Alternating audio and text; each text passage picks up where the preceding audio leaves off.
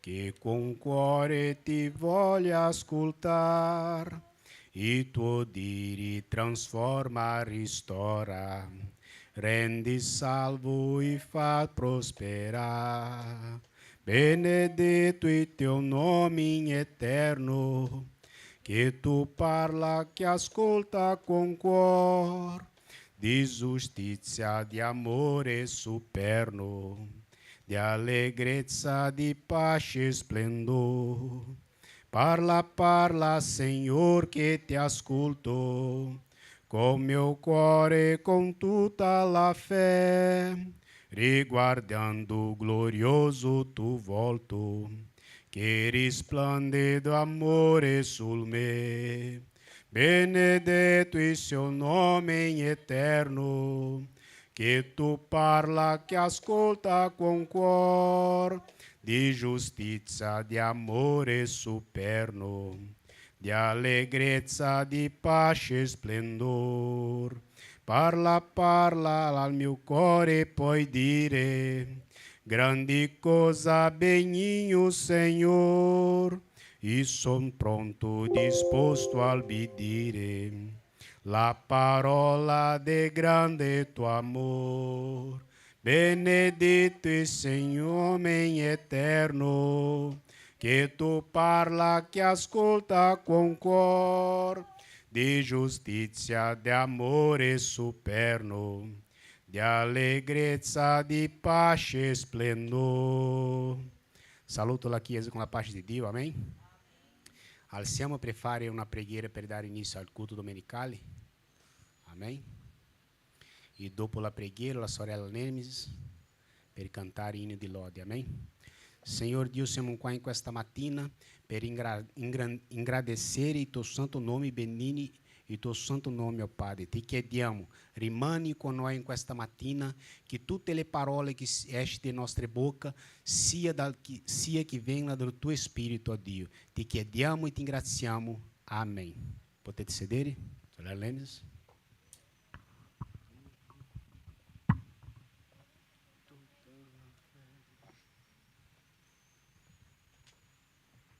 Pace a tutti. Lodiamo il Signore con la numero 689.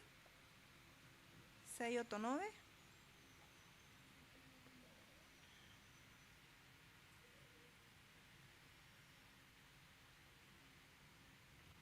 Voglio cantarle mie lodi al Signor, con Lui che mi trasformò. Voglio cantarle mie lodi al Signor, con Lui che mi trasformò. Il mio amico è Gesù, il mio amico è Gesù. Egli è Dio, Egli è Re, è amor, libertà, solo in Lui io trovai quell'amor che cercai, solo in Lui io trovai la felicità. Voglio cantarle mie lodi al Signor, con Lui che mi trasformò. Voglio cantarle mie lodi al Signor, con Lui che mi trasformò. Il mio amico è Gesù, il mio amico è Gesù. Egli è Dio, Egli è Re, è amor, libertà, solo in Lui io trovai quell'amor che cercai, solo in Lui io trovai la felicità. Alleluia. Lui è il nostro amico, amen. Continuiamo con la numero 526.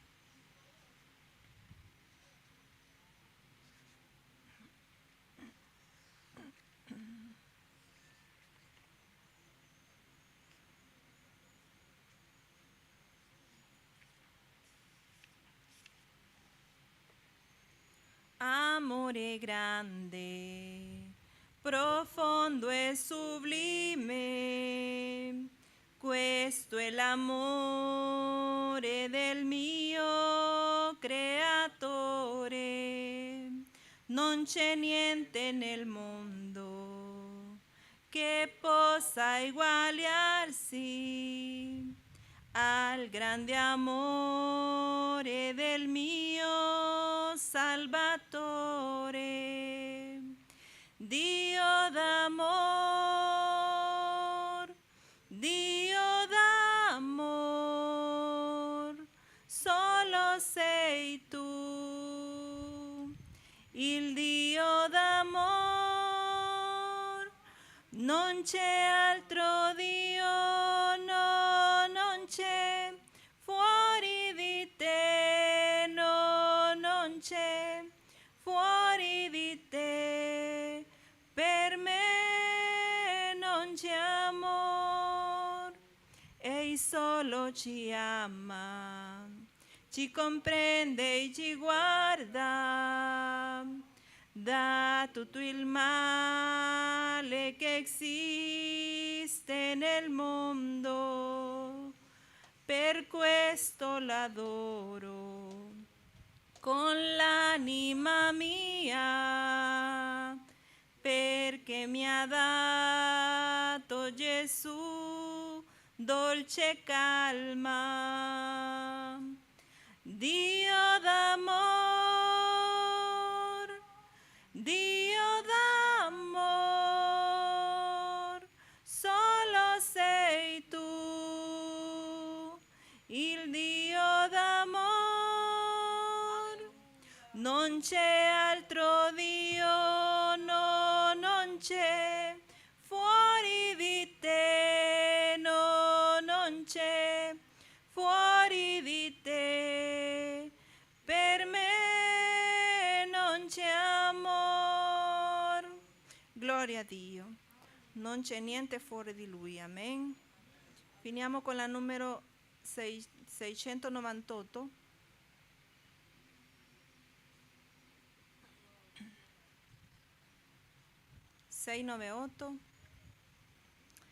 Felicità,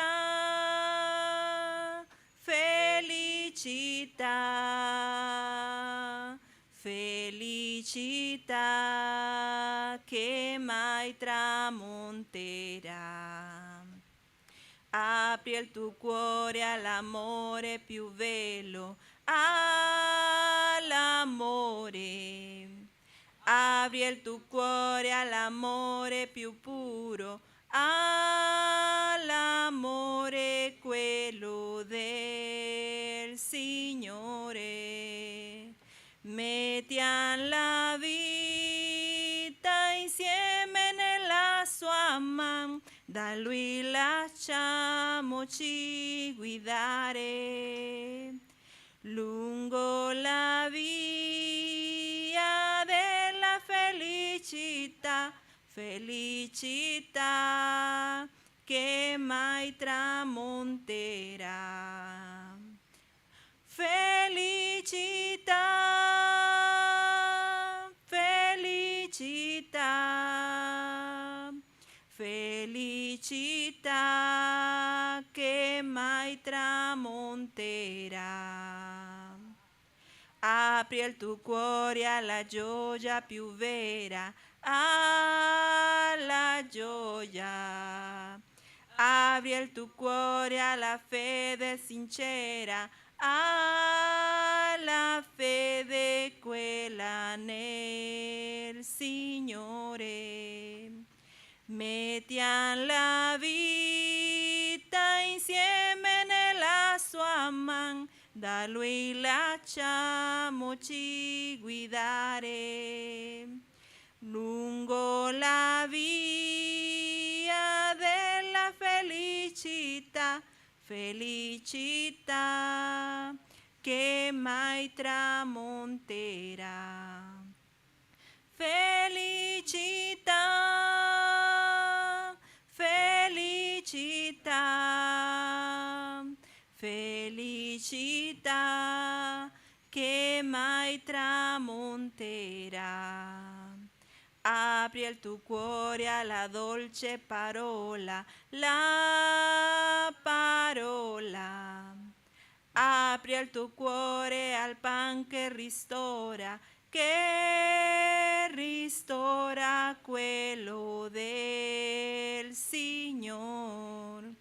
Metti la vita insieme nella sua man, da Lui lasciamoci guidare lungo la via della felicità, felicità che mai tramonterà. Felicità, felicità, felicità che mai tramonterà. Alleluia, gloria a Dio. Pace a tutti.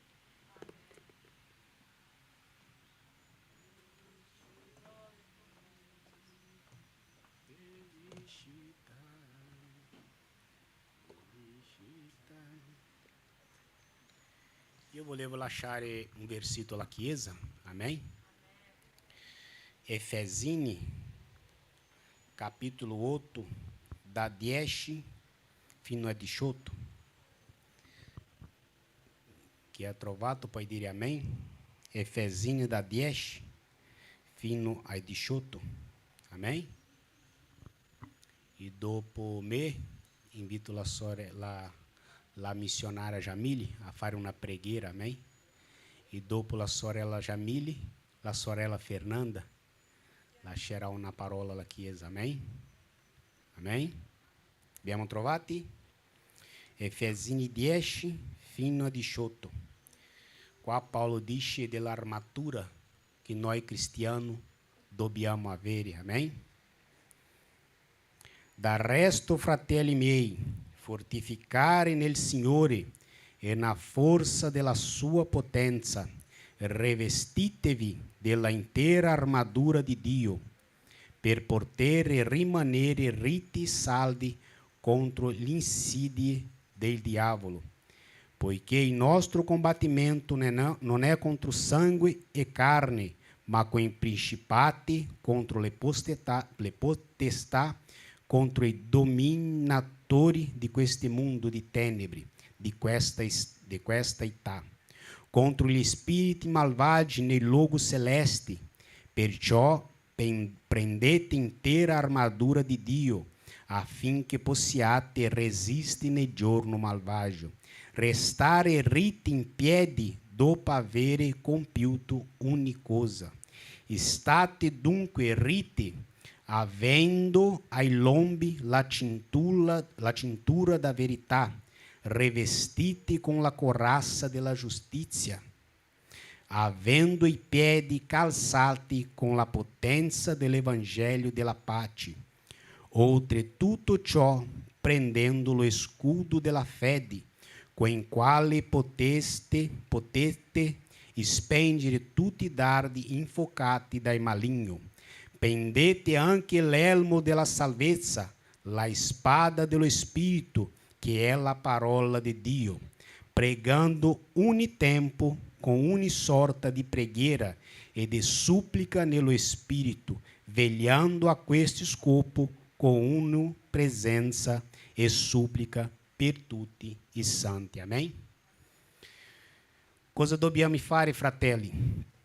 Dobbiamo prendere la cintura da verità, dobbiamo essere veritieri, la corazza della giustizia, dobbiamo avere la giustizia di Cristo, calzari della pace, dobbiamo avere la fermezza dell'Evangelio di Cristo, scudo della fede, senza fede è impossibile piacere a Dio, e elmo della salvezza, avere la certezza che siamo salvati. La spada di Dio Dobbiamo conoscere le scritture e la preghiera, fratelli. La preghiera collega tutto. La preghiera porta comunione com il Padre. La preghiera è un deposito che facciamo nella banca del cielo. Amém? Dobbiamo pregare ogni giorno, uni per gli altri. Amém? Che rivestiamo questa armatura che Paolo ha insegnato a noi. Amém? Missionária Jamile? Dopo la sorella Fernanda. Amém?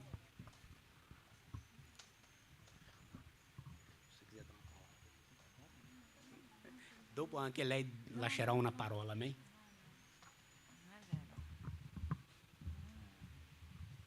Pace a tutti. Invito tutta la Chiesa a pregare insieme a me, in piedi, per favore. Preghiamo. Padre, mio Signore, grazie per l'opportunità di essere nella tua presenza.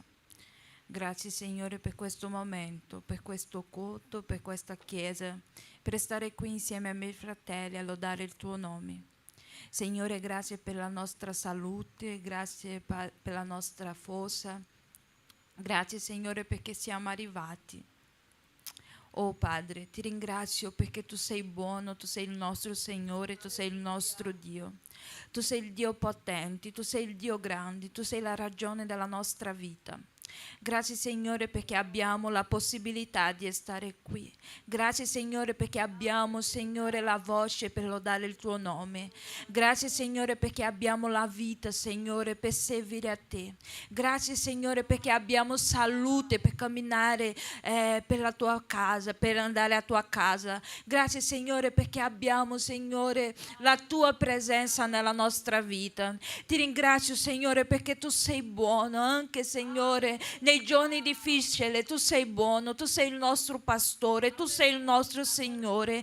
Ti ringrazio Signore perché tu sei qui in mezzo a noi. Ti ringrazio Signore perché la tua presenza è in questo luogo. Ti ringrazio perché lo so che quando c'è la tua presenza qualcosa di diverso succede.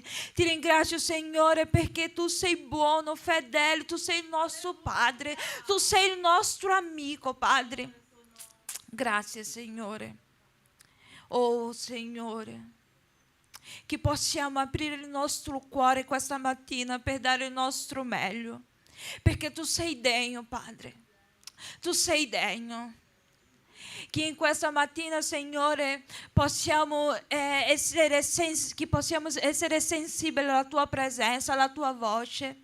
Che ogni cosa che viene, Signore, per distruggere il nostro culto, che ogni cosa che viene, Signore, per allontanarci il nostro pensiero da te, che possano in questo momento, Padre, andare via nel nome di Gesù.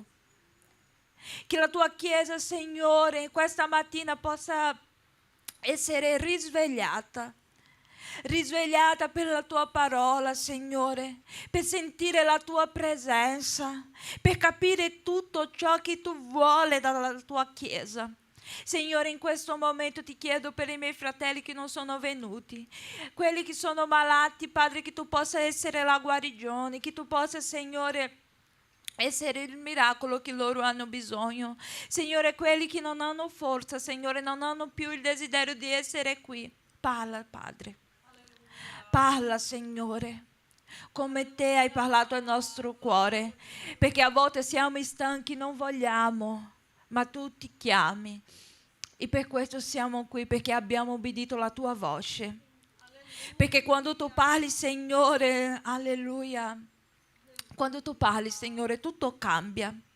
In questo momento ti chiedo, Padre, visita ogni casa, Padre.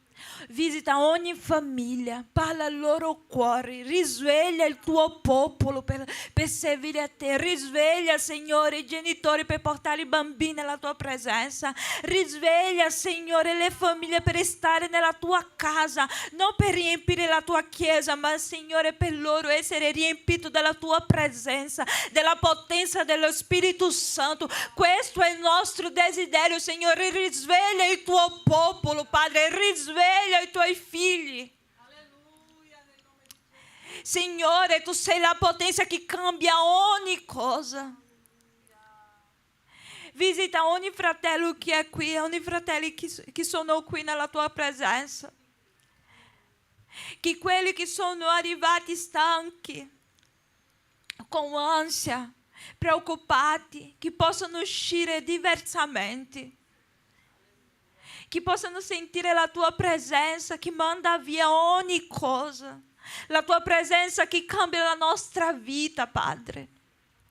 Oh Padre, ti chiedo che tu possa, Signore, essere col nostro pastore, con la missionaria Priscilla, con Wallace, con la Nelma, che tutti qui, Signore, che tu possa essere con tutta la tua chiesa, con quelli che sono a fare la tua opera. Benedice la missione, Signore, ogni chiesa da Adamiti, ogni missionario che sia messo disponibile per fare la tua opera. Padre Santo, ti ringrazio per questa opportunità, ti ringrazio per questo momento. Grazie Signore, grazie Signore. Che questa mattina tu possa parlare al nostro cuore, ma lo so che tu parlerai, ma che possiamo essere sensibili a sentire la tua voce. Signore, che tu hai libertà di fare grandi cose tra noi, Signore. Battesa nello Spirito Santo, guarisce, Signore, libera, Signore, tu hai libertà. Oh Padre, grazie, nel tuo nome santo, amen.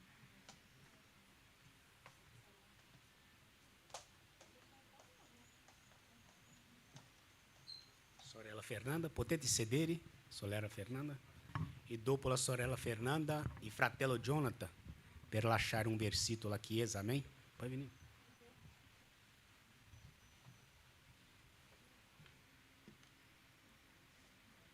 La pace del Signore a tutti, buongiorno. Voglio iniziare una breve riflessione qui con voi. Per questo voglio leggere Giovanni, capitolo 21, versetto 15, che sta scritto: Gesù disse a Simon Pietro: Simone figlio di Giovanni, mi ami? Certo, Signore, tu lo sai che ti voglio bene. 16.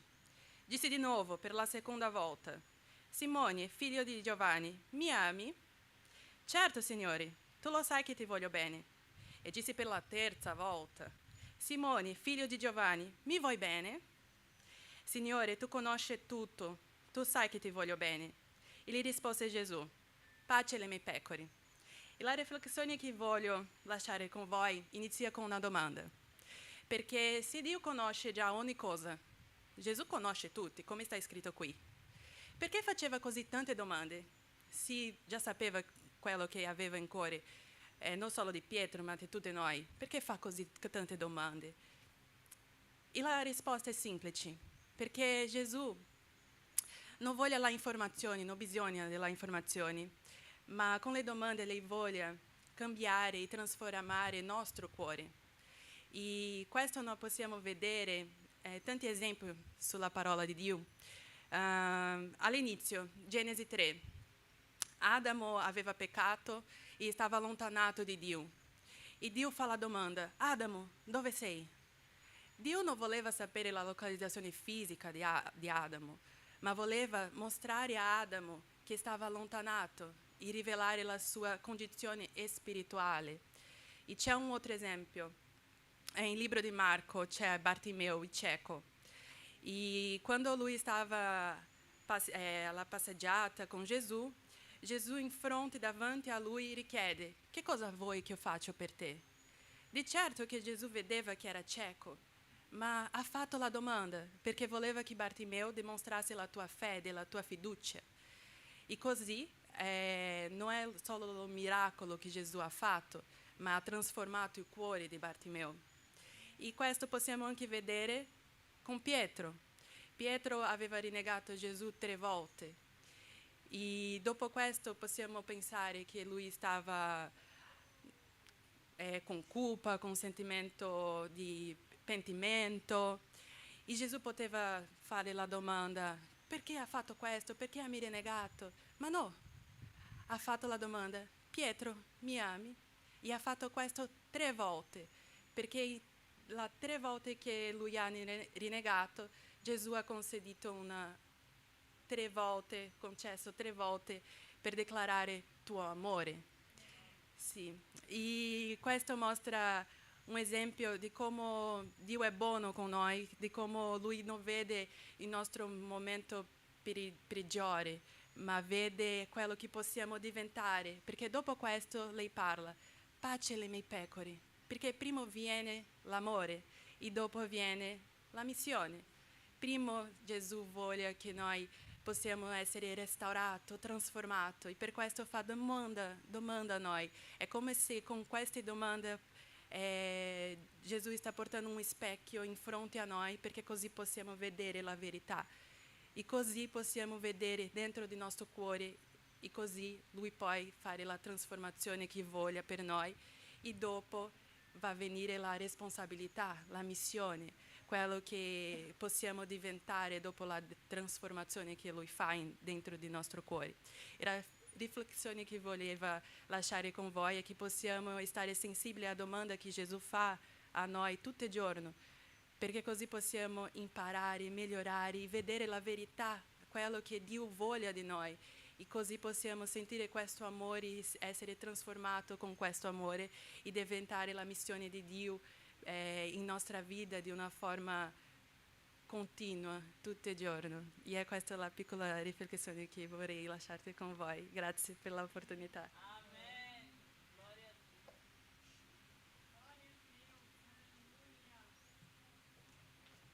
Amém? Que siamo sensibili à voce dello Spirito Santo, che possiamo imparare da Gesù Cristo l'amore non finto. Amém? Fratello Jonathan? Così lui lascerà una parola alla Chiesa. Amém? E dopo volevo invitare il fratello Lick a fare una preghiera per la colletta e anche i bambini cantare inno di lode per andare in classe felice. E dopo passerò la parola alla missionaria Priscilla. Amém?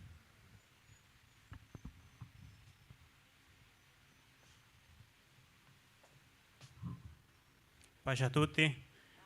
Siete felici questa mattina di vedervi uno fra gli altri, come dice la sua parola. Io voglio condividere con la Chiesa nei Efesini, capitolo 4. Vorrei leggere dal capitolo 4, dal versetto primo fino al 3, e poi vorrei saltare fino al 22 fino al 24. Capitolo di Efesini, capitolo 4, dice così: Io dunque, il prigioniero per il Signore, vi esorto a camminare nel modo degno nella vocazione a cui siete stati chiamati, con ogni umiltà e mansuetudine, con pazienza, sopportandovi gli uni agli altri nell'amore, e studiandovi di conservare l'unità dello Spirito nel vincolo della pace. Versetto 22 fino a 24. Per espoliarvi per quanto riguarda la condotta di prima nell'uomo vecchio che si corrompe per mezzo delle concupiscenze, nelle seduzioni, per essere rinnovati nello spirito, nella vostra mente, per rivestirvi l'uomo nuovo, creato secondo Dio nella giustizia, santità, nella verità. Io osservo qua che noi cristiani abbiamo un comandamento, e questo che ci rende più difficile, diciamo, nel camminare nel Signore. E questo cammino che non ci piace, quando il Signore ci chiama a sottometterci alla sua volontà, a spogliarci delle cose vecchie, magari con quelle che siamo, come la parola ci insegna, della nostra natura carnale, che vediamo con tante cose, dell'uomo di già quando è nato, lui nasce in peccato. È vero, per questo era necessario la sangue del nostro Signore Gesù Cristo. Però qua vediamo nella parola che, essendo nati nella carne, quindi veniamo con tante cose che dobbiamo sottometterci a Lui, alla parola, camminare in santità. So che non è facile per i cristiani, magari potevamo essere più gioiosi oggi qua radunati perché siamo qua presenti in un culto, onorare, glorificare il suo nome. Magari tutti quanti abbiamo dei problemi che non possiamo sentire questa gioia, ma a leggere la parola ci lascia più che chiaro che ci sono queste battaglie, ci sono queste cose, queste condotte che non ci lasciano glorificare il suo nome del tutto. È la nostra carnalità che non ci permette di vedere le cose di una maniera diversa. Perché la parola ci confronta la nostra carne. C'è una condotta che noi cristiani dobbiamo portare avanti come figli di Dio, obbediendo al Signore. Ecco quando qua si compie la parola quando dice che noi siamo luce e sale del mondo. I cristiani hanno una luce. Magari non vi rendete accorto quando siete là fuori e le persone vi guardano una persona diversa, che non si paragona alle cose di questo mondo. Cioè in ogni difficoltà dobbiamo pensare di questa maniera, non è per renderci unici agli altri, sino che siamo scelti da un grande Dio, non menosprezzare lo che Dio può fare nelle nostre vite. Però c'è un comandamento prima di tutto questo, è renderci disponibili. Ci sono cose che al Signore non ne aggrada ciò che stiamo a fare, non fanno le altre, metterci al primo posto e dire Signore sto sbagliando in questo che sto facendo. Ecco perché non sono visibili le tue opere attraverso la mia vita. Dice la parola che per colpa di queste persone parlano male di Dio, parlano i credenti. Però come abbiamo un grande Dio, che Lui ci dà la forza attraverso il suo Spirito Santo che ci porta avanti, che siamo qua radunati, possiamo glorificare a Dio per tutto ciò che ha fatto e nonostante le difficoltà che abbiamo anche con la nostra carne, è Dio che ci dà la forza, è Dio che ci permette di essere qua radunati. Potete guardare vicino che c'è al vostro fianco, è la creazione di Dio, è la creazione di Dio. Anche se non siamo uguali, ma siamo creati da uno stesso Dio. Per Dio non c'è differenza. La differenza l'abbiamo noi per questi problemi che ci confrontano. Dio è bello, è l'unico che ci rende capace di confrontare queste cose. Fino al giorno di oggi quante cose possiamo raccontare di Dio, anche se sembra noioso, vero, nella carne, che si parla tanto di Dio, vero? Sembra noioso, vero, nella carne. Sto parlando nella carne che quando le persone non sono così vicine al Signore tutto diventa noioso. Parlano del Signore e dicono, ma questo fratello, ma guarda questa sorella come parla del Signore. Cioè, dobbiamo essere innamorati del Signore pure. E questa è la differenza, che non possiamo sottometterci a questo mondo. Cioè, dico a questo mondo non in una maniera sbagliata, perché dice la parola che noi non apparteniamo a questo mondo. Viviamo in questo mondo ma non apparteniamo. Dobbiamo avere questa visione a futuro, che saremo qua però per un tempo, pensare altre quello. Per questo ci vuole una conoscenza della sua parola. Quindi che in questo momento possiamo riflettere di lasciare a parte le circostanze che stiamo vivendo, perché abbiamo un Dio grande su tutte queste cose, che sorpassa ogni intelligenza, dice la parola. Io vi posso raccontare tante cose che il Signore ha fatto nella mia vita, però non è questo il punto. L'autore e consumatore sempre sarà Gesù Cristo nelle nostre vite. Tutte le cose riguardano Lui. Quando lo sguardo di uno verso di Lui, allora tutto può continuare veramente in fedeltà come Lui ci insegna. Riguarda noi, sì, riguarda noi, è grande il compito che abbiamo a combattere la carne, perché la parola dice che a causa delle nostre concupiscenze a volte diciamo siamo tentati dall'nemico, mettiamo tante colpe all'nemico. L'nemico, la parola ci insegna che è stato vinto già nella croce.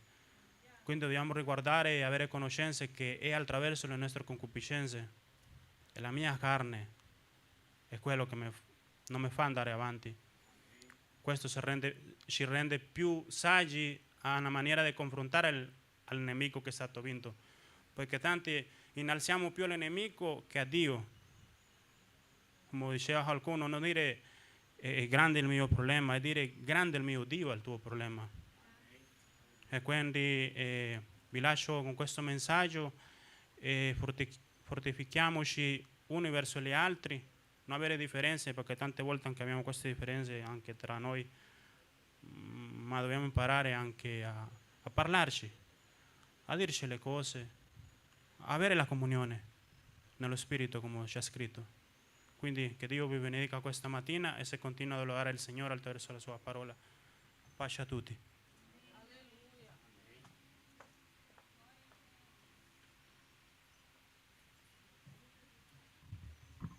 Il nostro Dio è grande o non è, fratelli?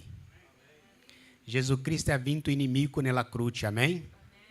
Ha riportato noi a Dio nella croce, amen? Fratello Rick, e chi è la professoressa dei bambini oggi? Sorella Lupi, potete venire qua anche i bambini davanti, così Rick fa la preghiera per i bambini e dopo i bambini lode al Dio per fare la colletta, amen? Amen, fratelli? Alziamo in piedi per fare la preghiera. Fratello Rick. Pace alla Chiesa del Signore. Preghiamo. Signore, ti ringraziamo per questa opportunità che tu ci hai dato di essere qui tutti insieme per cercare il tuo volto, per cercare la tua faccia, per ricevere, per ascoltare soprattutto, perché noi siamo una generazione che cerca prima di dirti cosa noi abbiamo bisogno, ma noi cerchiamo prima di ascoltare. Vogliamo ascoltarti questa mattina, Signore. Abbiamo aperto i nostri cuori, Signore, per ascoltare la tua parola, per ascoltare, Signore, le istruzioni tue, Signore, perché sono quelle che sono una lampada nei nostri sentieri. Signore, ti ringraziamo per questi bambini, Signore. Vogliamo che tu possa fare crescere, perché tu sei tu a fare crescere. Che lo Spirito tuo giace su di loro, ma dentro anche di loro, affinché possano camminare secondo la tua parola, Signore, e non secondo il mondo, Signore. Vogliamo che tu possa fare di loro, Signore, una generazione dedicata a te, consacrata, come un agnello sull'altare, Signore, affinché possano essere questi vasi nuovi dove gli altri potranno bere, Signore. Ti preghiamo, Signore, per la colletta, Signore.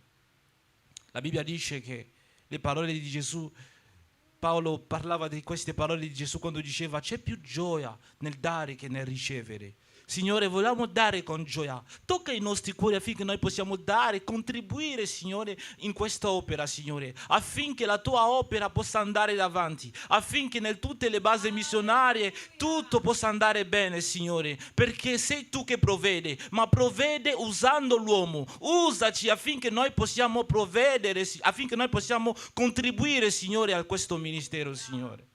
Te sai le difficoltà che si incontra in queste basi missionarie, Signore. Sai, perché la tua opera non è l'opera di un uomo, non è l'opera di una persona, ma è la tua opera, Signore. Allora dacci, Signore, la capacità di dare con gioia, la capacità di contribuire, di non guardare a ciò che noi siamo per contribuire, ma di guardare al regno dei cieli che sta venendo e che quello che noi stiamo per seminare per la tua gloria, Signore. Amen.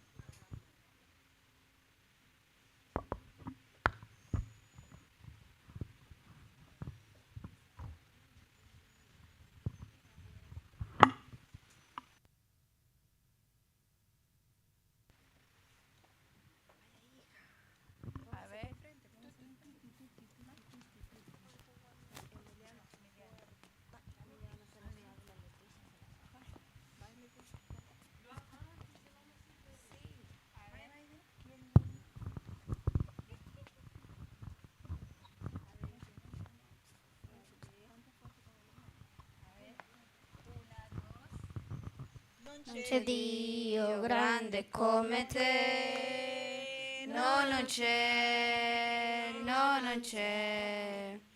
Non c'è Dio grande come te, no, non c'è, no, non c'è. Non c'è chi può fare le cose come quelle che fai tu. Non c'è chi può fare le cose come quelle che fai tu, né per potenza e né per forza, ma per il tuo Santo Spirito, né per potenza e né per forza, ma per il tuo Santo Spirito. E tanti monti si muoveranno, e tanti monti si muoveranno, e tanti monti si muoveranno per il tuo Santo Spirito.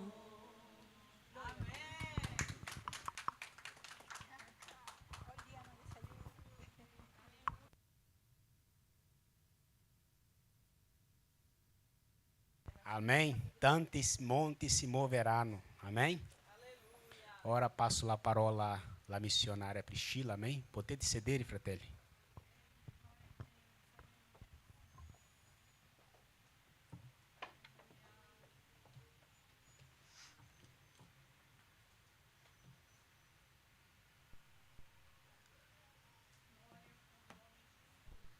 Gloria a Dio.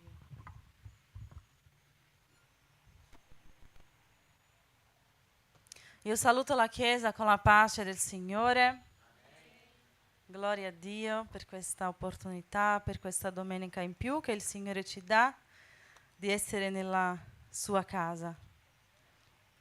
È una domenica in più, però ogni domenica è diversa. Nonostante siamo sempre qui insieme, lodando il Signore, ogni domenica il Signore c'è una porzione per noi. Io vorrei invitarvi a mettervi in piedi in riverenza alla parola di Dio. Leggiamo insieme alcuni versetti del libro di Abacuc, capitolo 3. Abacuc, capitolo 3, versetti 17, 18, 19. Sono abbastanza conosciuti per noi. Abbiamo anche delle lodi che cantiamo questi versetti, quindi magari conosciamo anche a memoria. Però leggiamo insieme. Avete trovato? Amen? Anche se il fico non fiorirà e non ci sarà alcun frutto sulle viti, anche se il lavoro dell'ulivo sarà deludente e i campi non daranno più cibo, anche se le greggi scompariranno dagli olivi e non ci saranno più buoi nelle stalle. Esulterò nell'Eterno e mi rallegrerò nel Dio della mia salvezza. L'Eterno, il Signore, è la mia. L'Eterno, il Signore, è la mia. Però siete senza forza. Parliamo più forte. L'Eterno, il Signore, è la mia. Egli renderà i miei piedi come quelli delle cerve e mi farà camminare sulle mie alture. Amen. Signore, vogliamo chiederti questo momento che tu possa parlare con noi, parlare al nostro cuore, perché sappiamo, Signore, che indipendente di chi parla, la tua parola è potente e la tua parola, Signore, non torna vuota. Ti chiediamo che tu possa parlare, Signore, nel nostro cuore. Spirito Santo, che tu possa ministrare mentre parlo, anche se le mie parole non raggiungeranno il particolare di ognuno, che possa tu, Spirito Santo, parlare a ogni cuore, a ognuno di modo specifico. Signore, io metto davanti a te la mia umanità e chiedo che tu, Signore, nella tua potenza, nella tua maestà, parli con noi, che possiamo uscire dalla tua presenza diversamente di come siamo entrati. Ti lodiamo, ti chiediamo, Signore, che tutto qui, tutto che è in noi glorifichi il tuo nome, che non ci sia spazio per distrazioni, ma che possiamo mangiare bene la tua parola nel nome di Gesù. Amen. Potete accomodarvi. Alleluia. Io penso che tutti voi avete già sentito questo versetto, avete già conoscenza di questa parola, di questo profeta, Ma io vorrei contestualizzare magari uno che non si ricorda. Ricordiamoci insieme del contesto di questo messaggio. Abacuc era un profeta minore, il suo libro è abbastanza piccolo, nonostante non è il più piccolo di quelli che hanno scritto i profeti minori. Il suo libro ha tre capitoli soltanto. E Abacuc probabilmente ha vissuto la fine, oppure ha partecipato, ha vissuto nel tempo della morte del re Giosia.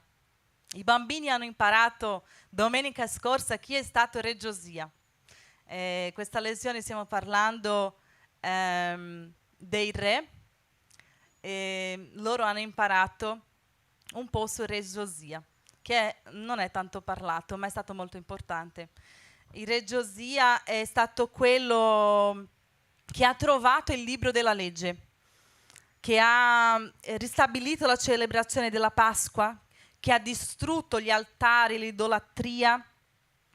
Lui, nonostante tutti i suoi sforzi per fare il popolo tornare al vero Dio, alla vera adorazione, il popolo dice nel libro di Geremia, capitolo 3, che Dio dice che Giuda non è tornata a lui con tutto il suo cuore, ma con simulazione, con falsità. Quindi nonostante gli idoli e gli altari erano distrutti, il cuore del popolo non era tornato a Dio, era indurito. Quindi dopo la morte del re Giosia, Giuda entrò in un veloce processo di decadenza. Con il re Joacaz ha continuato l'allontanamento da Dio, ma è stato durante il regno di Jehoiacchim che la corruzione, la ingiustizia, l'oppressione economica, la violenza, la decadenza spirituale, la violazione dei diritti umani, la perversità del popolo ha raggiunto un livello che io dico ha pussato nel naso di Dio.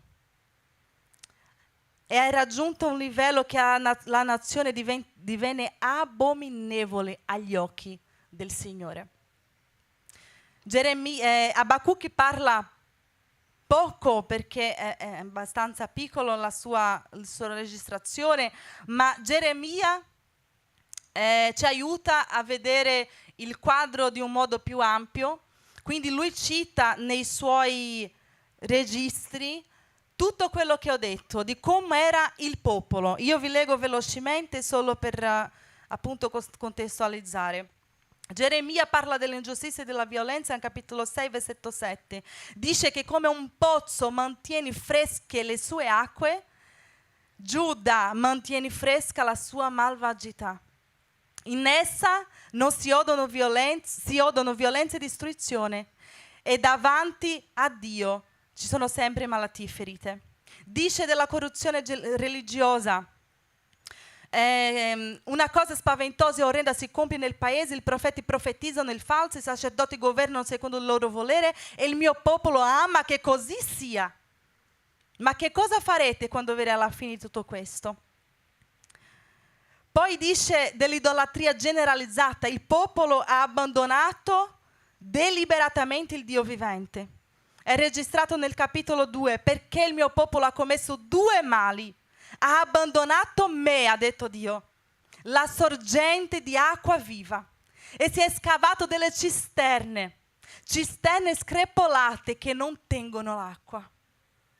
Fratelli, il popolo ha sostituito il creatore Dio per gli idoli. Lui registra ancora nel capitolo 2. Dio dice, loro dicono a un pezzo di legno, tu sei il mio padre. Dicono a una pietra, tu mi hai rigenerato, perché mi hai voltato le spalle e non il volto. Dio stava dicendo, il popolo non ha voltato il volto solo, la faccia, ma si è dimenticato completamente, con tutto il corpo. Conoscevano Dio, conosceva chi era Dio, aveva visto, aveva sentito tutto ciò che Dio aveva già fatto. Nonostante tutto hanno detto al legno, hanno detto a una pietra, tu sei il mio padre, tu mi hai generato. loro hanno rifiutato la riconoscenza del proprio peccato, insistendo in una falsa innocenza davanti a Dio. Non c'era più sensibilità. Erano completamente lontani da Dio, veramente. Dice nel capitolo 2, versetto 35 di Geremia. Quindi è in questo contesto di peccato, di distruzione, di malvagità, di idolatria, che Abacuc registra la sua preghiera, perché un po' diverso dagli altri profeti che ricevevano da Dio per parlare col popolo, lui parla con Dio per il popolo. E lui ha cominciato a scrivere, a registrare, perché non è stata la prima preghiera. Questo libro, se leggiamo, vediamo che lui era intercessore del suo popolo a Dio. Ma lui comincia a registrare la sua preghiera di indignazione per tutto quello che lui viveva, per tutto quello che stava succedendo. Lui era profondamente turbato dalla situazione del suo popolo e anche dal silenzio di Dio. E lui prega nel capitolo 1, versetto 2 e 4. Fino a quando, Signore, griderò e tu non mi ascolterai? La legge è paralizzata e la giustizia non si manifesta mai. Quindi lui era deluso e voleva una risposta dal Signore. Però quando Dio risponde ancora nel capitolo 1, Abacuc entra in una crisi ancora più grande. Quello che doveva sollevarlo, quello che doveva tranquillizzarlo, lo ha fatto entrare in una crisi profonda, una lotta della sua propria coscienza, un conflitto interiore, perché lui non capiva, non riusciva a comprendere come Dio potesse usare un popolo molto crudele come era il popolo dei Caldei, babilonesi, per disciplinare il suo popolo, perché Dio ha risposto dicendo che doveva portare i Caldei a disciplinare il suo popolo. Quindi lui dice: ma come mai? Come mai tu ti utilizzerai di queste persone che sono molto più crudeli, molto più cattivi, molto più malvagi, per disciplinare il popolo che tu ami, il tuo popolo? Perché Abacuc qui sembra che desiderava che Dio intervenisse, ma non del modo che Dio voleva intervenire. E quante volte, apro un parentesi per dire, quante volte noi vogliamo che Dio intervenga nella nostra situazione del nostro modo, che Dio agisca nei nostri tempi, che Dio faccia quello che noi riteniamo giusto.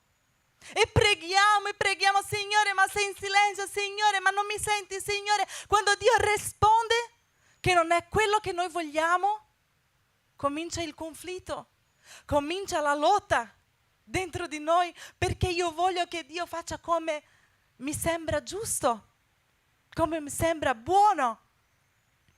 E tante volte dimentichiamoci chi siamo, limitati, umani. Conosciamo adesso, ma non sappiamo cosa succederà tra un minuto.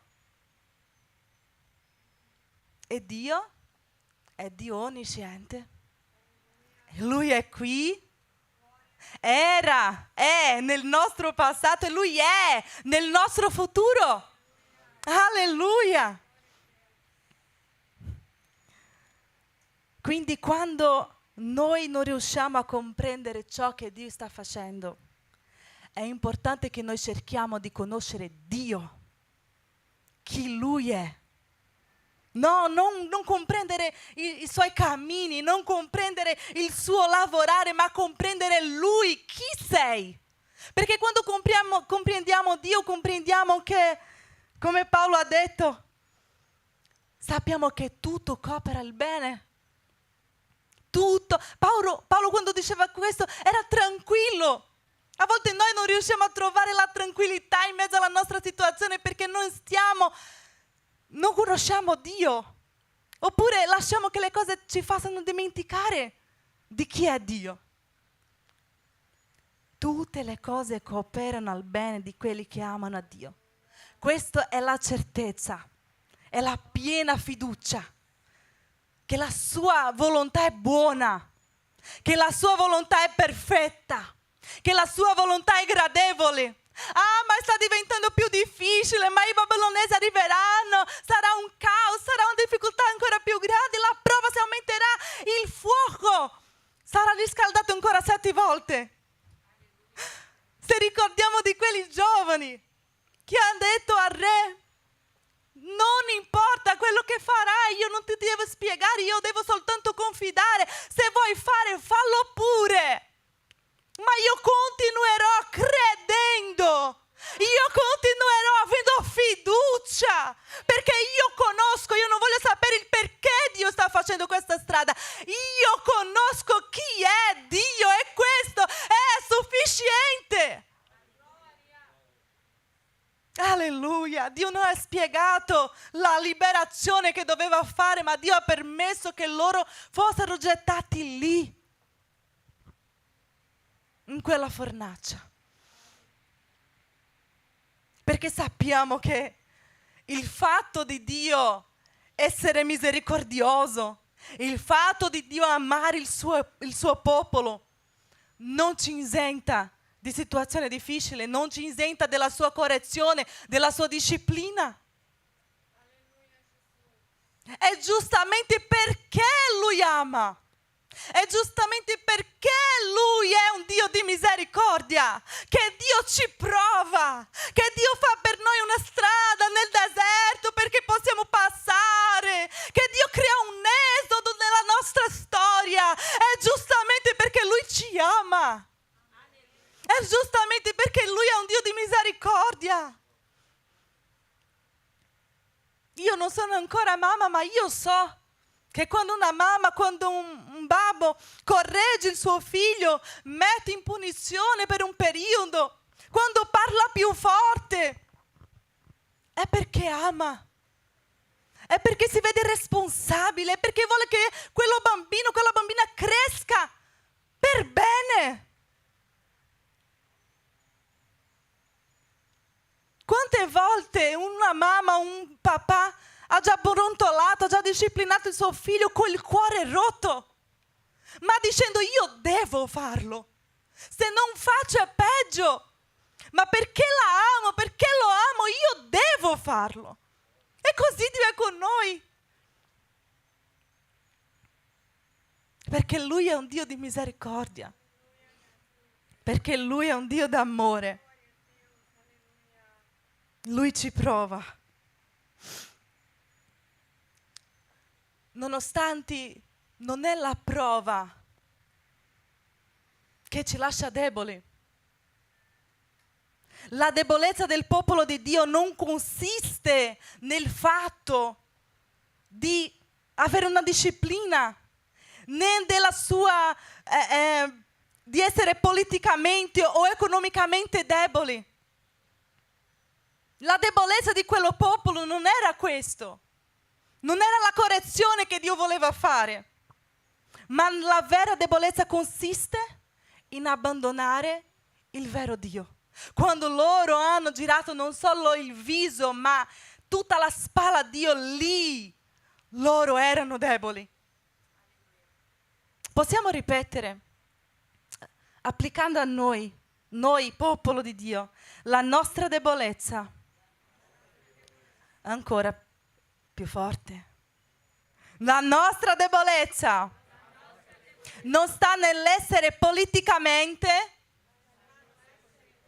o economicamente deboli, ma la nostra debolezza sta nell'abbandonare Dio.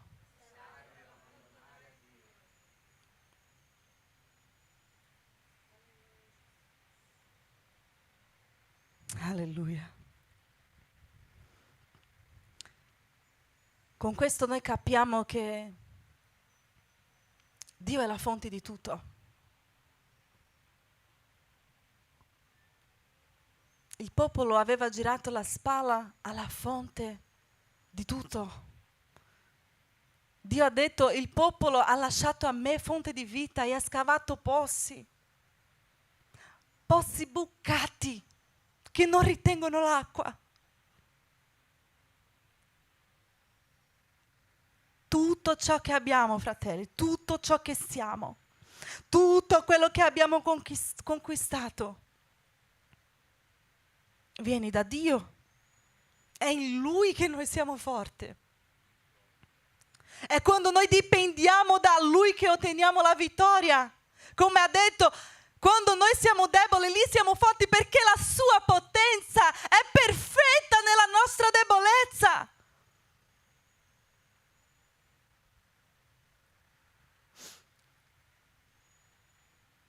La Bibbia dice di un esercito che ha vinto un altro esercito potente, soltanto 300 uomini.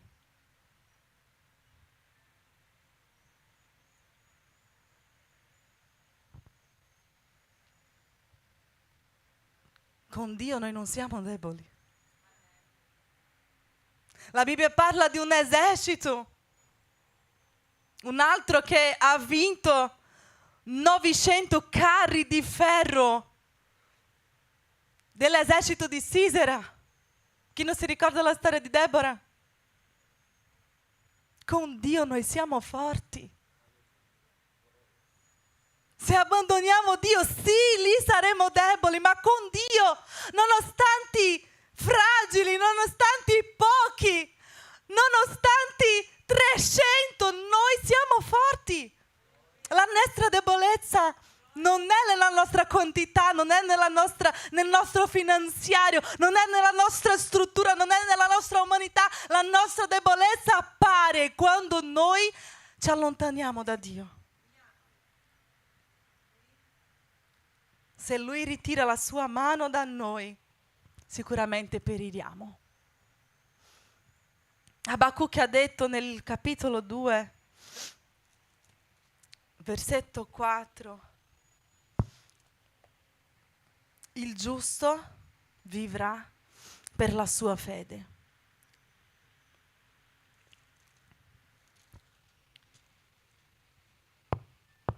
Che poi dopo questa espressione, questa frase appare anche nel Nuovo Testamento, ma lui dice qua nel versetto 4, il giusto vivrà per la sua fede. Io ho portato altre versioni perché secondo me ci fa capire meglio cosa volevo dire lui. Altra versione dice: le persone giuste vivranno perché sono fedeli a Dio. Oppure i giusti vivranno per la loro fedeltà. Il giusto non vivrà perché vedi tutta la strada, perché sa cosa il Signore vuol fare, perché c'è la chiarezza di tutto. Ci sono persone che dicono che Dio mi ha detto che farà, Dio mi ha detto che... E io ci credo che Dio parla. Ma non vuol dire che Dio parla tutto quello che farà. Non vuol dire che Dio ci dice tutta la strada. Ci sono cose occulte ai nostri occhi e in questi momenti dobbiamo continuare a vivere per fede. Il giusto non vivrà perché ha una risposta per ogni sua domanda. Io ho pregato, io ho domandato e il Signore mi ha risposto. Ci sono tante domande che Giobbe ha fatto che il Signore non ha risposto come lui voleva. Paolo ha chiesto al Signore: per favore levami questo che mi porta fastidio, io non ce la faccio più. Chi era Paolo? Qualcuno può dire aveva un credito con Dio perché aveva fatto tante cose. Ci sono cose che è mistero e Dio ti dice: la mia grazia ti basta, io ti basto. Il giusto non vivrà perché riceve tutto ciò che chiedi, perché Dio agisce nel modo che Egli aspetta, ma perché in ogni situazione rimani in Dio. Continua con Dio. Vivi fedele a Dio. Fratelli, la fede ci fa rimanere saldi. La fede ci fa come la palma. La fede ci rende stabili. La fede ci fa continuare a confidare. E mentre noi rimaniamo, la tribolazione produce in noi, è scritto in Romani capitolo 5, versetto 3 a 4, che la tribolazione produce in noi perseveranza, ci fa rimanere. La provazione non ci lascia deboli, la provazione ci fa rimanere. Produce in noi perseveranza e la perseveranza produce in noi un carattere approvato. Abacuc ha capito. E nel capitolo 3 il suo atteggiamento e la sua preghiera cambia. Non perché la situazione era cambiata. Non perché Dio ha fatto ora mi sono dimenticata il suo nome, quello che ha pregato e Dio ha dato 15 anni in più, no? Ezechia. No, lui non aveva fatto quello. Ha cambiato, no vabbè, io ti do 15 anni in più. No, i babilonesi dovevano ancora arrivare. La situazione non è cambiata. I suoi problemi non sono stati risolti. Ma lui ha cambiato perché lui volge lo sguardo a Dio. Perché lui cambia lo sguardo, come ha detto il salmista, io guardo verso il monte, da dove mi viene l'aiuto. Perché se lui guarda così, lui dice, io non avrò nessun aiuto, io non avrò niente. Qui la situazione è un caos, ma io guardo là, su il monte. Alleluia! L'autore e consumatore della mia fede. E guardo la sua grandezza. E guardo la sua maestà. E guardo chi lui è. E questo fa tutta la differenza. Dove noi mettiamo lo sguardo fa la differenza nella nostra situazione. Non cambia la situazione, ma ci fa vivere la situazione di un modo diverso. Abacuc non ha smesso di avere paura. Lui ha registrato che il suo corpo tremava. Le sue ossa, il suo corpo sentiva la pressione di quello che stava per avvenire. Un grande disastro. E lui non nega il dolore, non nega la paura, ma anche così lui rimane, lui confida e lui spera. E lui decide di esaltare il Signore davanti a un'imminente possibilità di scarsità e di morte. Anche Gesù, no, quando stava per essere crocifisso, sentito nel suo corpo. Abacuc non è stato diverso, ha sentito per lui, per il popolo, per la situazione disastrosa che stava per avvenire. Ma lui decide guardarlo.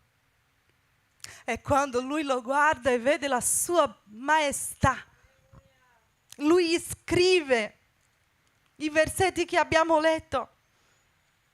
Dice, va bene Signore, anche se il fico non fiorisce, anche se non ci sono frutti nelle vigne, anche se i raccolti degli olivi non dà nessun risultato, se i campi rimangono vuoti e improduttivi, anche se il gregge muoiono nei campi e i recinti rimangono vuoti, anche così, tuttavia, in qualsiasi situazione, io gioirò. Gioire in una situazione così, di siccità totale, di morte, di fame. Io, ha detto lui, gioirò nel Signore e esulterò nel Dio della mia salvezza. Per lui esaltare, gioire nel Signore non era più condizionato al fatto o alla situazione. Per lui, ripeto, esaltare il Signore non era più condizionato a quello che il Signore dovrebbe fare secondo lui. Non era condizionato al fatto che tu ti torni a fiorire, né da un scenario di restituzione, benedizione, vittorie, miracoli. Ci sono persone che dicono così: Dio non mi ha risposto. Signore, se non mi risponde questa cosa, se non mi dai questo che ti sto chiedendo, io non faccio più niente. Io sono stanca. Io sono stanco. Se non decidi oggi, se oggi la mia vita non cambia fino alla mezzanotte, io non voglio più sapere. E minacciano Dio come se Dio fosse costretto a fare quello che noi vogliamo. Ma Dio è amore e misericordia. Alleluia. E dice: farai anche così.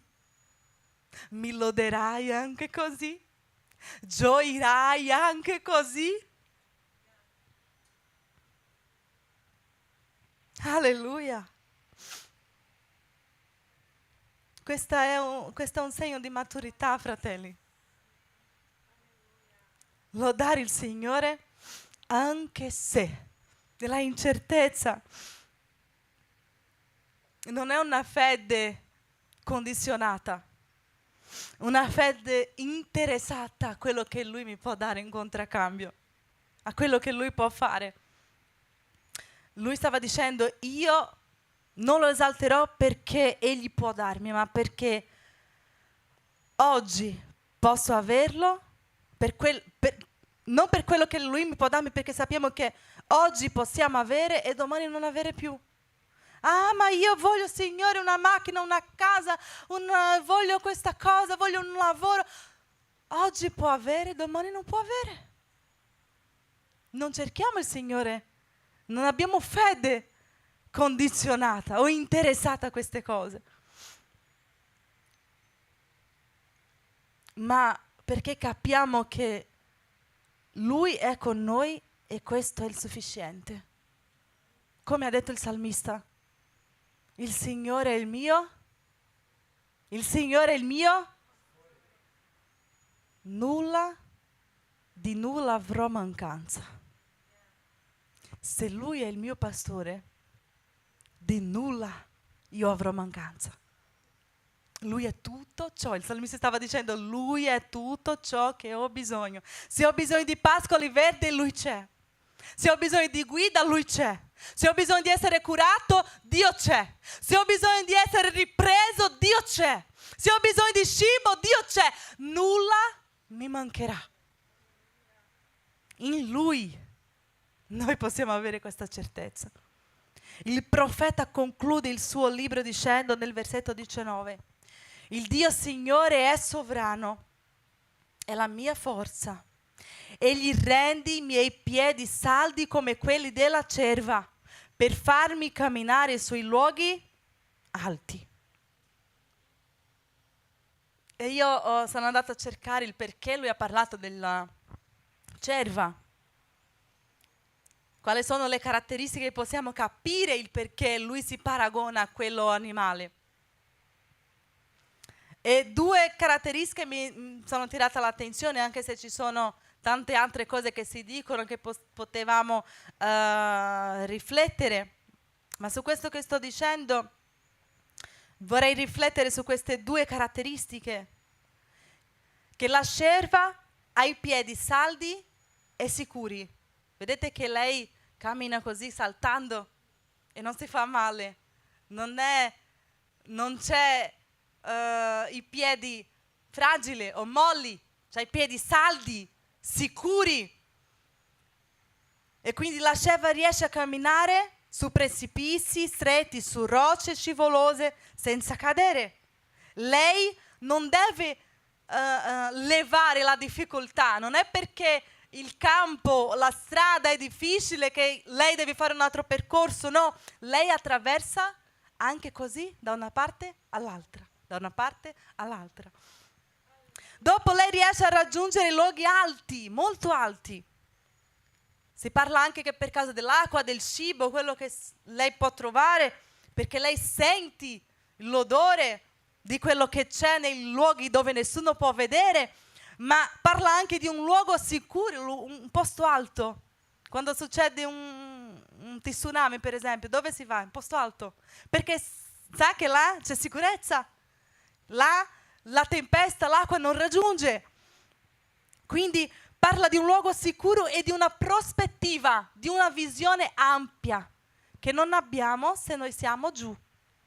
Quindi con questo capito che lui voleva dire che Dio non ha cambiato il cammino, ma ha cambiato i suoi piedi, come quelli della cerva. Le circostanze non sono cambiate neanche, ma stare nei luoghi alti ha cambiato la sua visione. Stare in Dio ha cambiato la sua prospettiva. Alleluia. La fede non elimina il cammino difficile, ma la fede lo ha rinforzato per fare il percorso che lui doveva fare. Quindi Dio magari non cambierà il tuo cammino, ma ti darà un piede saldo. Magari Dio non cambierà le circostanze, ma Dio ti farà cambiare la visione, perché tu sarai in un posto alto e la tua fede ti rinforzerà per fare questo percorso.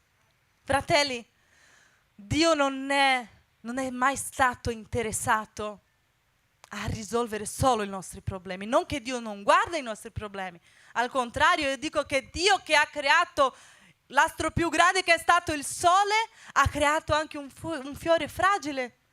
Vuoi dire che Dio guarda le cose grandi, ma Dio guarda anche le cose piccole, che per qualcuno perché serve? Quei fiori che sono lì in mezzo alla strada, nell'autostrada dove ci passano le macchine, ma cosa serve? Perché?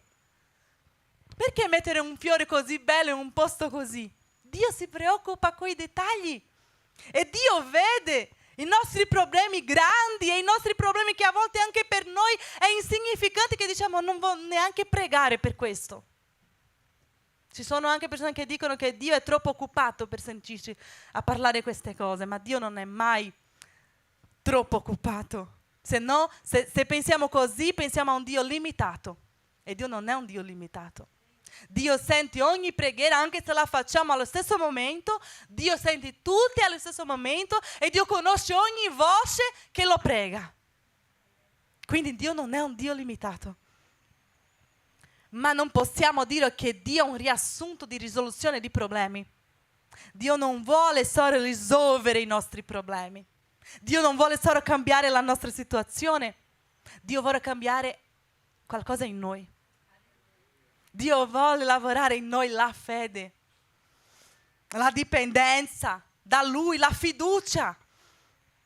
E Lui non vuole che noi cerchiamo un luogo all'interno della sua promessa. Io cercherò un luogo in Dio che è quello luogo delle sue promesse. Io cercherò solo le sue promesse. Io cercherò solo le buone profezie. Io cercherò le buone parole. Io cercherò quello che Lui può fare per me. No!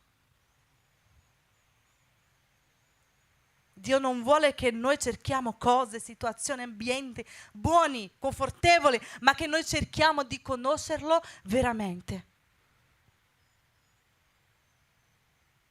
Quindi Abacucchi ha iniziato il suo libro dicendo: fin quando, Signore?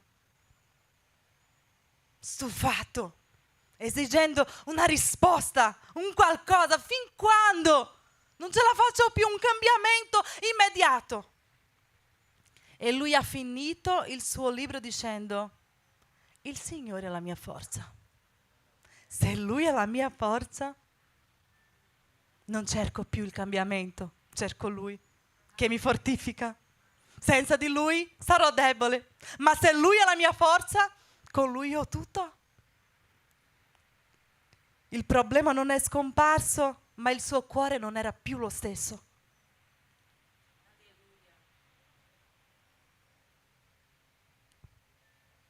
Assomiglia a qualcuno?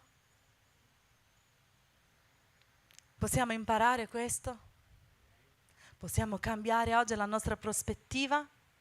Possiamo cambiare oggi la nostra preghiera? Possiamo cambiare il nostro sguardo? Dio fece una cosa molto più grande della liberazione del popolo. Dio trasformò un uomo inquieto in un uomo saldo. Dio trasformò i piedi che volevano vacillare in piedi fermi. E lui ha dato a Abacuc gioia in mezzo al caos, nonostante una decisione. Dio vuole fare lo stesso nella nostra vita. Dio vuole fare lo stesso in noi. Lascia che il Signore operi in te tramite questa situazione. Non chiedere più, Signore, cambia. Signore, fa. Signore, risolve. Dice, Signore, cambiami. Signore, cambiami, dammi struttura. La domanda non è più quando cambierà, ma la domanda è: io rimarrò fedele mentre la circostanza non è ancora cambiata? Perché il giusto non vive in base alle risposte che riceve, ma vive per la fede. E chi vive per fede può dire: anche se, tuttavia, nonostante, anche se mi fa male, anche se mi manca qualcosa, anche se non capisco, anche se io gioirò nel Signore, esulterò il Dio della mia salvezza. Egli sarà la mia forza. Possiamo ripetere questo versetto? Mettiamo qui per favore Isa, il versetto 19, il versetto 18 e 19. Così leggiamo tutti la stessa versione. Abacuc 3, 18 e 19.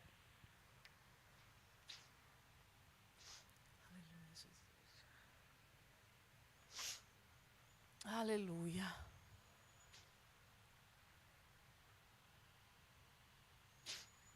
Alleluia.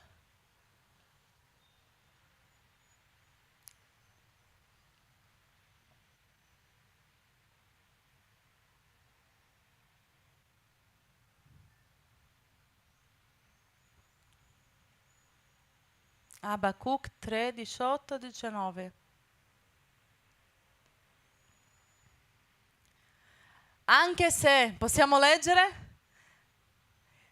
Io mi rallegrerò nell'Eterno. Esulterò?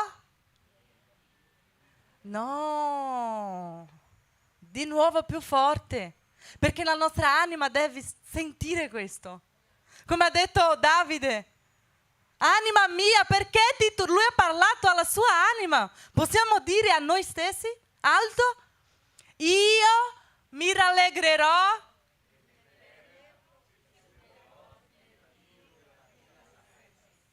19. L'Eterno, il Signore è la mia. Egli mi renderà i miei piedi come quelli delle cerve e mi farà camminare sui miei alti luoghi. Lui ha raccomandato al capo della musica.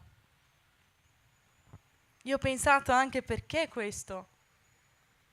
Lui stava dicendo di cantare, ma perché lui non era levita? Perché magari perché, non possiamo dire con certezza perché non c'è scritto, ma io penso che per rimanere impresso in ognuno questa parola. La musica a volte rimane impressa, noi cantiamo anche senza pensare, anche senza pianificare, che possiamo dire queste parole nel momento di difficoltà, nel momento della disciplina, nel momento della sofferenza. mentre io meditavo su questa parola, io mi sono ricordata di una lode in portoghese. Io ho fatto una traduzione così solo per farvi capire cosa mi è venuto in mente. Provo a cantare questo pezzettino, che dice così: lo so che il cammino è così difficile da seguire, è così bello sorridere quando tutto va bene. Voglio veder tua fé quando il mondo ti dimenticar. Ricorderai che io sono il tuo Dio. Ti lascerai trasportare, confido in te. Riposerai in me, confido in te.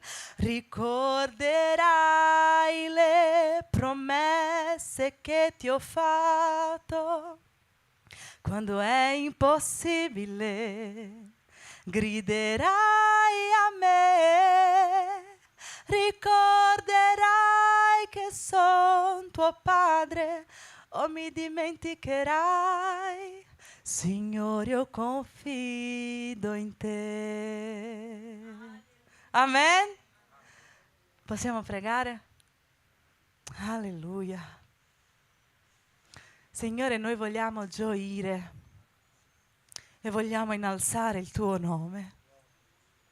Noi vogliamo innalzare il tuo nome, Signore, per tutto ciò che stiamo vivendo, per tutto ciò che stiamo affrontando.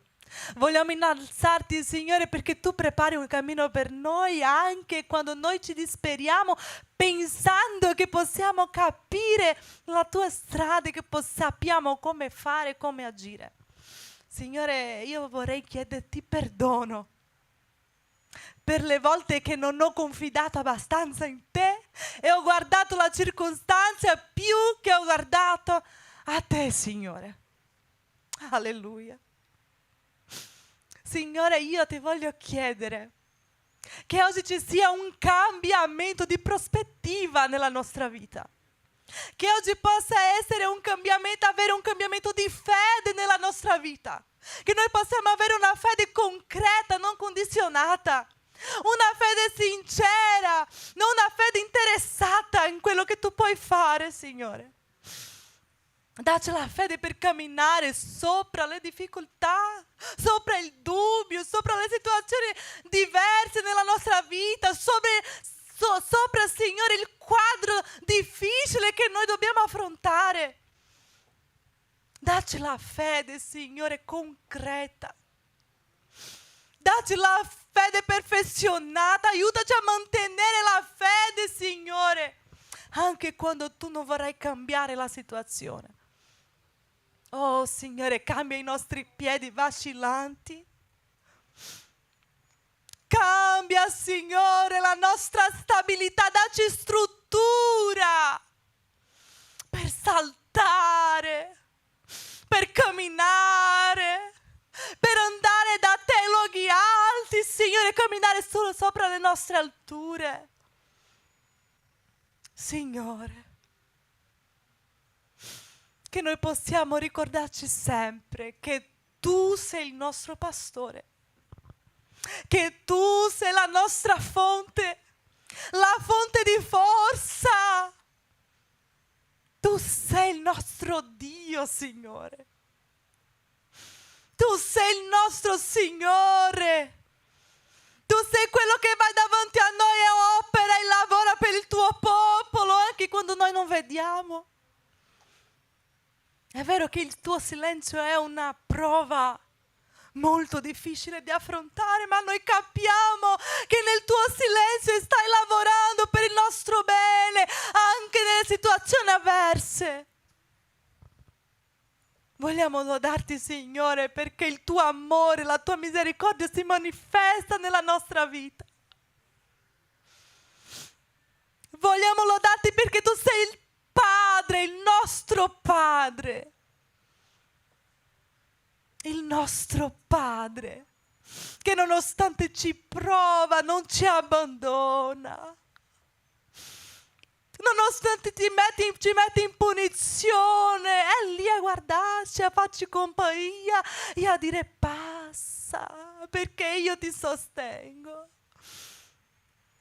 Passa perché io sono con te. Passa perché io sto lavorando in te. E uscirai di questa situazione di un modo diverso. Signore, quello che importa a noi è gradire a te, Signore. Quello che importa a noi è gradire a te, Signore. Anche se per gradirti dobbiamo soffrire.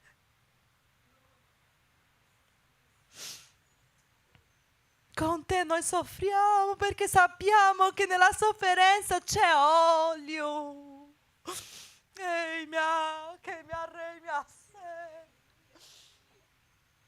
Soffriamo con te volentieri, Signore, nonostante la nostra carne si agita. Il nostro spirito dice, Signore, lavora in noi. Come un vaso nella mano del vasaio, Signore. Lavora nella nostra vita.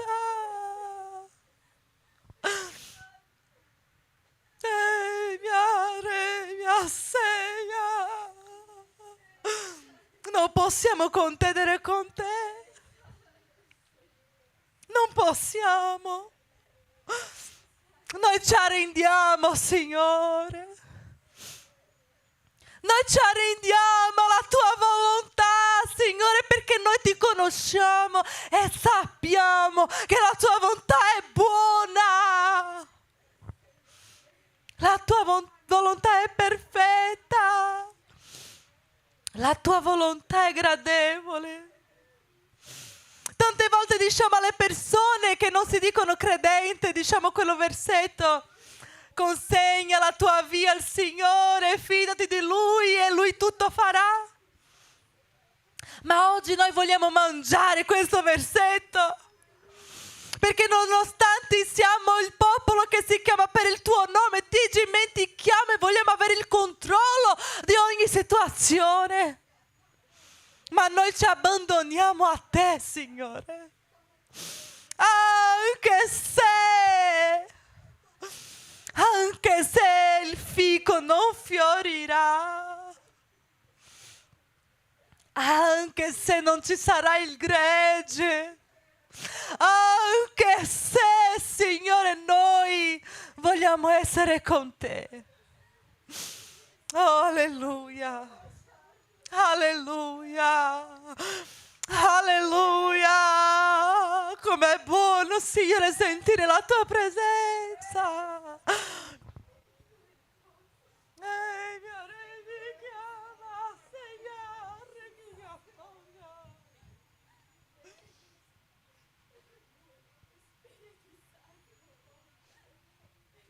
Alleluia. Noi sentiamo le tue mani lavorare in noi, Signore.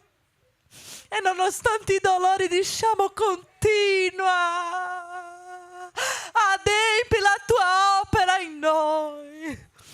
Fortificaci, Signore. Fortificaci, Signore. E aiuta a sorpassare tutte queste situazioni. Io ti lodo, Signore. Io ringrazio il tuo nome, io ringrazio te per le tue opere. Grande tu sei, Signore. Ti lodiamo nel nome di Gesù. Amen. Amen. Io vorrei fare un appello. Io vorrei fare un appello.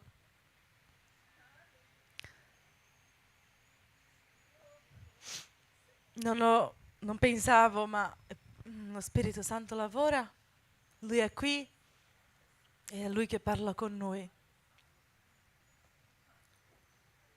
Io vorrei chiedere se c'è qualcuno che ha bisogno di tornare alla strada del Signore. Se c'è qualcuno che magari con le sue azioni, con le sue attitudini ha girato la spalla al Signore, ma oggi vuole dire come Abacuc: io voglio stare in questo luogo, anche se mi farà male. Io voglio vivere col Signore, anche nella difficoltà. Io non voglio più dimenticare di Lui, ma io voglio essere dove Lui vuole. C'è qualcuno tra di noi che ha bisogno di tornare? C'è qualcuno che ha bisogno di una preghiera perché il Signore fortifica i suoi piedi? Vieni qua. Amen. Nemesis, fa questa preghiera per favore. Alleluia. Non girare più. Non tornare più. Soffrire col Signore è molto meglio. Soffrire col Signore è molto meglio. Amen. Vieni qua. Gracias, Padre Santo. Cerremos nuestros ojos, hermanos, y pidamos al Señor por estas almas que regresan, dice el Señor. Regresan porque son parte de mi redil, dice el Señor. Aleluya. Gloria y honra a ti, mi Rey. Aleluya, aleluya. Gracias, Señor amado, porque este día hay fiesta en los cielos, mi Rey. Gloria y honra. Aleluya, aleluya. Oh, gloria y honra a ti, Señor amado. Tú has puesto el sentir, Señor. Has visitado esta mañana tu casa con arrepentimiento, Señor Jesús. Oh, mi Cristo, arma a mis hermanas, Señor amado, con esas armas espirituales que solamente vienen de ti, Señor Jesús. Gloria y honra, Señor, porque tú cambias, tú transformas, tú liberas, tú haces ese peso ligero, Señor, aleluya. Oh, gloria y honra, Espíritu Santo. Tú estás aquí, Espíritu Santo, y cuando tú estás hay liberación, Señor. Y nosotros declaramos esta mañana liberación sobre estas almas. Declaramos, Padre Santo, pasos firmes, Señor amado. Declaramos manos listas para la batalla, aleluya. Declaramos, Padre, pensamientos transformados, Señor, aleluya. Pero sobre todo, Señor, declaramos perdón sobre este altar. Perdón a toda falta, perdón, Señor amado, a todo pecado cometido, Señor. Declaramos fuerza, fortaleza, Señor amado, en el camino de mis hermanas, Señor. En el nombre poderoso de tu Hijo Jesucristo. Oh, gloria y honra a ti, Espíritu Santo. Aleluya. Gracias, Señor Jesús. Gracias, mi Rey de la Gloria. Gracias, gracias, Señor. Gloria y honra, Señor. Gloria y honra a ti, mi Rey. En ti, Señor, nos declaramos más que vencedores. Aleluya. Más que vencedores, Señor. Aleluya. Gloria y honra, Señor. Oh, gracias, Padre. Gracias, Señor Jesús. Amém. Um abraço. Uau. Aleluia. Aleluia.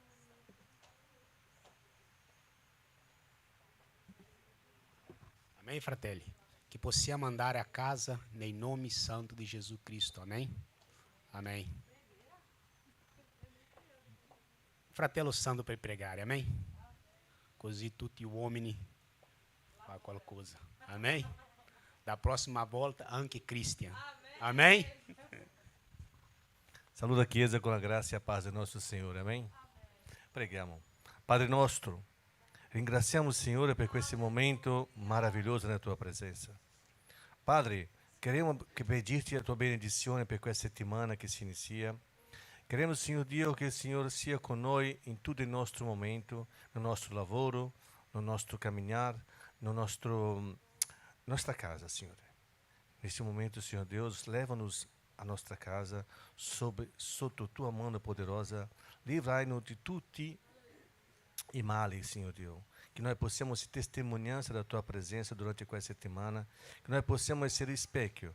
Nós possamos riflettere a tua benedizione, o tuo Spirito, Senhor Deus. Que o Senhor benedice tutto em nome de Jesus. Andiamo a casa em nome de Jesus. Amém.